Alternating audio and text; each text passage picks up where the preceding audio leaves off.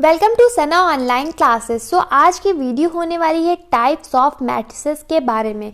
मैंने अपनी पिछली वीडियो में मैट्रिक्स के बारे में बताया था विद एग्जांपल देके। अगर आपको वो वाली वीडियो देखनी है तो मैं उसका लिंक डिस्क्रिप्शन में दे दूंगी, आप वो वीडियो को ज़रूर देखें ताकि आपको ये टाइप्स ऑफ मैट्रिक्स भी अच्छी तरह से समझ में आ जाए।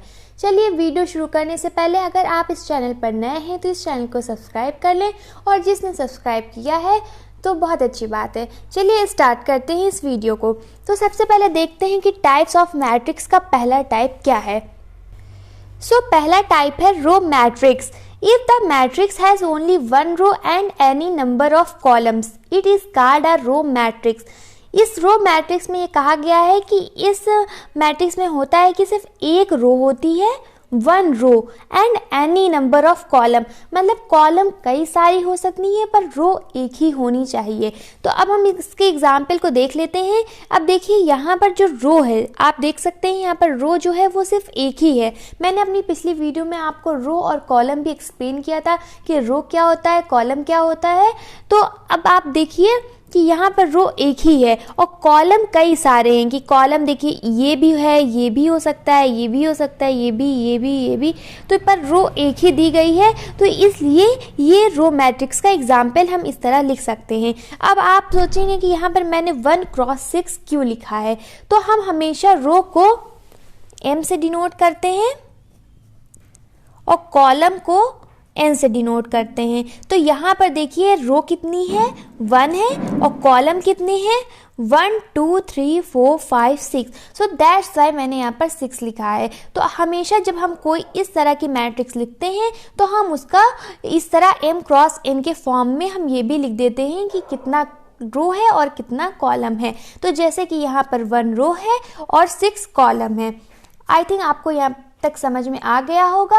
अब बढ़ते हैं अपने नेक्स्ट मैट्रिक्स की तरफ। अब हमारा नेक्स्ट मैट्रिक्स क्या है, कॉलम मैट्रिक्स। अब matrix having m rows and only 1 column is called column matrix. जैसे कि मैंने आपको रो मैट्रिक्स में बताया था कि यहाँ पर सिर्फ एक रो होती है, कई कॉलम होते हैं, पर कॉलम मैट्रिक्स में सिर्फ एक कॉलम होती है और कई सारे रो होते हैं। ठीक है, तो अब इसका एग्जाम्पल देख लेंगे। अब देखिए यहाँ पर कॉलम सिर्फ एक ही है, ठीक है ये, और यहाँ पर देखिए रो कई सारी हैं, एक ये रो हो गई, एक ये रो हो गई, एक ये और एक ये।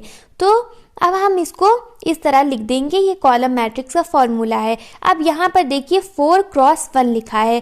तो अब हम यहाँ पर जैसे पहले मैंने लिखा था उसी तरह सेम है, पहले हम रो लिखते हैं फिर कॉलम लिखते हैं। तो हमारी रो कितनी है, 4 है, 1 2 3 4, तो मैंने 4 लिख दिया। और कॉलम कितना है, तो कॉलम जो है वहाँ यहाँ पे सिर्फ 1 ही है, सो यहाँ पर मैंने 1 लिख दिया है। आई होप आपको ये भी समझ में आ गया होगा। अब बढ़ते हैं अपने नेक्स्ट मैट्रिक्स की तरफ। अब हमारा नेक्स्ट मैट्रिक्स है नल और zero matrix. If each element of a matrix is zero, the matrix is called null or zero matrix. अब इसका मतलब क्या हो गया कि कोई भी मैट्रिक्स में सारे जो एलिमेंट होते हैं, हर एक एलिमेंट ज़ीरो होता है, हम उसी को नल मैट्रिक्स या फिर ज़ीरो मैट्रिक्स बोलते हैं। अब इसके एग्जाम्पल से हम और अच्छे से समझ लेंगे। तो देखते हैं कि एग्जाम्पल क्या दिया गया है। यहाँ पर देखिए, यहाँ पर जो एग्जाम्पल है देखिए 0 0 0 0, और ये 2x2 की मैट्रिक्स है, मतलब 2 रो है, 2 रो और 2 कॉलम। अब यहाँ पर जितने भी एलिमेंट्स हैं सब ज़ीरो हैं, तो जब सारे एलिमेंट्स ज़ीरो होते हैं तो हम उसको नल और ज़ीरो मैट्रिक्स कहते हैं। अब बढ़ेंगे हम अपने नेक्स्ट मैट्रिक्स की तरफ, जो कि है square matrix. Any matrix which has equal number of rows and columns is called square matrix. It is denoted by n cross n order. मतलब कि जो स्क्वायर मैट्रिक्स होती है उसमें नंबर ऑफ रोज और नंबर ऑफ कॉलम्स जो होते हैं वो इक्वल होते हैं, उसको हम स्क्वायर मैट्रिक्स कहते हैं, और हम इसको n क्रॉस n ऑर्डर से डिनोट करते हैं। अब देख लेते हैं यहाँ पर इस एग्जाम्पल क्या दिया गया है स्क्वायर मैट्रिक्स का। तो इसमें क्या कंडीशन दी गई है कि नंबर ऑफ रोज और नंबर ऑफ कॉलम इक्वल होना चाहिए। तो यहाँ पर देखिए 3 रो है और 3 कॉलम है। अब देखते हैं यहाँ पर 1 रो दूसरी रो, तीसरी रो, तो 3 रो हो गई। यहाँ पर ये 3 रो हमने लिख दिया और कॉलम कितने, 1 2 3, तो यहाँ पर कॉलम भी 3 है और रो भी 3 है। तो इस कंडीशन को हम स्क्वायर मैट्रिक्स कहते हैं। अब नेक्स्ट है डायगोनल मैट्रिक्स। अब इसमें क्या है, a square matrix is called diagonal matrix of each of its non diagonal element are 0। अब जो डायगोनल मैट्रिक्स की पहली कंडीशन होती है कि उसको पहले स्क्वायर मैट्रिक्स होना चाहिए। स्क्वायर मैट्रिक्स का मतलब क्या हो गया कि उसकी जो रोज और कॉलम इक्वल होनी चाहिए। तो अब यहाँ पर देख लेते हैं कि यहाँ पर 1 2 3 4 रो है, सॉरी 4 कॉलम है और 1 2 3 4 रो है, मतलब 4 रो 4 कॉलम। तो अब यहाँ पर इनकी पहली कंडीशन तो सेटिस्फाई मैंने कर दी है कि I square matrix is called a diagonal matrix of each of its non diagonal elements are 0। मतलब कि जो नॉन डायगोनल एलिमेंट्स जो होते हैं इस मैट्रिक्स के वो 0 होते हैं। अब नॉन डायगोनल एलिमेंट क्या होता है, अब देखिए डायगोनल मैट्रिक्स में क्या होता है, हम इसको डायगोनल बोलते हैं। जो यहाँ पर 1 3 6 2 लिखा है इस लाइन को हम डायगोनल बोलते हैं। तो इन्होंने क्या बोला, नॉन डायगोनल, मतलब जो डायगोनल में नहीं है, मतलब जैसे जो ये सब है उसको 0 होना चाहिए। तो अब जैसे इस एग्जाम्पल में मैंने लिखा है डायगोनल यहाँ ये दिया गया है और जितने अदर एलिमेंट्स हैं वो सब 0 हैं। सो इसको हम डायगोनल मैट्रिक्स बोलेंगे। अब बढ़ेंगे अपने नेक्स्ट मैट्रिक्स की तरफ, स्केलर मैट्रिक्स। अब matrix where diagonal elements are all equal and remaining are 0 is called scalar matrix. अब स्केलर मैट्रिक्स क्या होती है कि इसको भी पहली कंडीशन इसकी भी रहती है कि इसको स्क्वायर होना चाहिए। इसमें सारे जो एलिमेंट होते हैं where diagonal elements are all equal, मतलब कि सारे के सारे एलिमेंट इक्वल होने चाहिए और जो अदर एलिमेंट हैं वो 0 होने चाहिए। तो देखिए यहाँ पर जो डायगोनल में जितने एलिमेंट हैं उनको जो सेम होना है, तो यहाँ पे देखिए ए, मतलब ये सारे डायगोनल के एलिमेंट सेम है और जो अदर जो है वो सब 0 है। तो इनकी जो ये कंडीशन थी मैंने यहाँ पर एग्जाम्पल के थ्रू लिख दी है ताकि आपको और अच्छे से समझ में आ जाए कि पहले इनकी कंडीशन है कि ये स्क्वायर हो, तो यहाँ पर स्क्वायर, सॉरी मैंने यहाँ पे लिखा नहीं, यहाँ पे लिख लीजिए स्क्वायर, ठीक है। अब यहाँ पे ए स्क्वायर मैट्रिक्स वे डायगोनल एलिमेंट, मतलब जो डायगोनल एलिमेंट है वो इक्वल हो और अदर जो हो वो 0 हो, उनको हम स्केलर मैट्रिक्स कहते हैं। अब हम बढ़ेंगे अपने नेक्स्ट मैट्रिक्स की तरफ। मैट्रिक्स क्या है, यूनिट और identity matrix. A square matrix where diagonal elements are unit that is 1 and remaining are 0 is called identity matrix. इसका मतलब क्या हुआ कि इसको तो पहले स्क्वायर होना चाहिए, जैसे आपको पता है rows equal to column, number of rows is equal to number of column. तो ये देखिए यहाँ पर 3 रोज हैं और 3 कॉलम है, तो पहले तो ये कंडीशन प्रूव है। उसके बाद है कि इन्होंने जो कहा है कि जो इसकी डायगोनल है, जो डायगोनल पर सिर्फ 1 होना चाहिए, सिर्फ 1 ही लिखा हो। तो देखिए यहाँ पर डायगोनल पे 1 लिखा है एंड रिमेनिंग आर 0, कि जितने और जितने भी हैं नॉन डायगोनल एलिमेंट उनको 0 होना चाहिए। तो यहाँ पे देखिए 0 है, तो इसको हम यूनिट और आइडेंटिटी मैट्रिक्स बोलते हैं कि मतलब आपकी जो डायगोनल पे हमेशा 1 होना चाहिए और नॉन डायगोनल एलिमेंट 0 होने चाहिए और वो स्क्वायर मैट्रिक्स भी हो। अब हम बढ़ेंगे अपने नेक्स्ट मैट्रिक्स की तरफ, symmetric matrix. A matrix which does not change if we interchange rows and columns is called symmetric matrix. पहले तो ये जो सिमेट्रिक मैट्रिक्स है ये भी स्क्वायर मैट्रिक्स होना चाहिए, और अगर हम इसकी जो मेन कंडीशन होती है if we interchange rows and columns is called symmetric matrix. अगर हम रोज को कॉलम में और कॉलम को रोज में चेंज करते हैं तो उसमें कोई भी चेंज ना हो। अभी आपको शायद ज़्यादा अच्छे से ना समझ में आया हो, पर मैं आपको एग्जाम्पल के थ्रू समझाऊंगी तो आपको और बेहतर तरीके से समझ में आ जाएगा। तो आप देखिए यहाँ पर देखिए पहले हमने एक मैट्रिक्स बनाई, उसमें हमने लिख दिया AHGHBFGFC, ठीक है। अब यहाँ पर हमने जो यहाँ पर ये जो रो हमारी दी गई थी, अब यहाँ पर रो क्या थी, ये देखिए AH जी, हमने इसको कॉलम में चेंज कर दिया। अब हमारी देखिए ये हमने इसको कॉलम में चेंज कर दिया, तो AHG इसमें कोई भी मतलब चेंज नहीं नज़र आया। अब यहाँ पर देखें, अब हमने यहाँ पर HBF ये क्या है, रो है, इसको हमने कॉलम में चेंज कर दिया HBF। अब हमने इसको कॉलम वाइज लिख दिया है। अब यहाँ पर जो रो थी GFC, इसको हमने कॉलम में लिख दिया GFC। इसके लिखने के बाद रो को हमने कॉलम में इंटरचेंज कर दिया है। फिर भी आप देख सकते हैं कि दोनों मैट्रिक्स सेम टू सेम है। अब यहाँ पर देखिए A यहाँ पे भी है, H यहाँ पे भी है, G यहाँ पर भी है। ऐसे सारे के सारे एलिमेंट इस मैट्रिक्स के एकदम सेम टू सेम है, तो इस मैट्रिक्स को हम सिमेट्रिक मैट्रिक्स बोलते हैं। अब हमारी नेक्स्ट मैट्रिक्स क्या है, चलिए देखते हैं। Upper triangular matrix. A square matrix is said to be an upper triangular matrix if all the elements below the diagonal are 0. कि सबसे पहले तो ये स्क्वायर मैट्रिक्स होना चाहिए, एंड नेक्स्ट कंडीशन क्या है कि जो डायगोनल है, हमारा जो डायगोनल के बिलो जितने भी एलिमेंट्स हैं वो 0 हों। इसकी ये कंडीशन होती है अपर ट्रायंगुलर मैट्रिक्स की।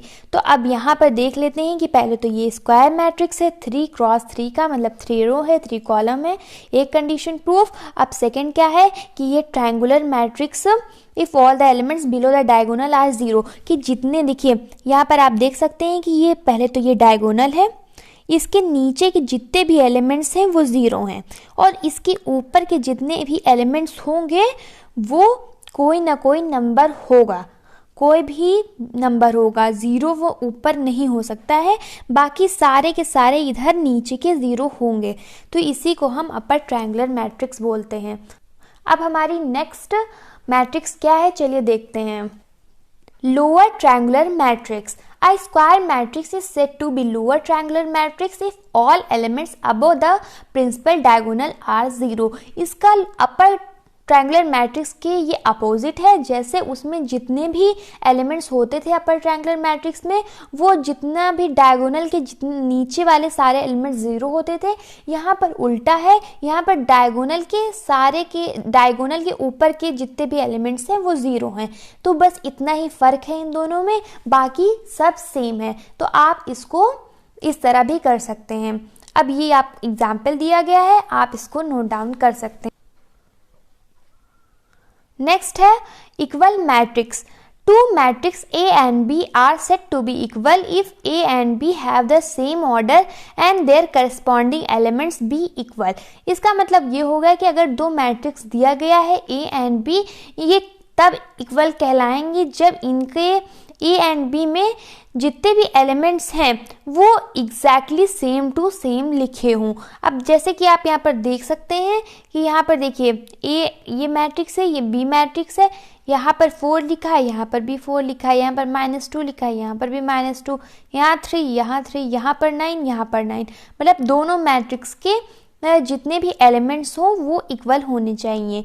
अब हम बढ़ेंगे अपने नेक्स्ट मैट्रिक्स की तरफ।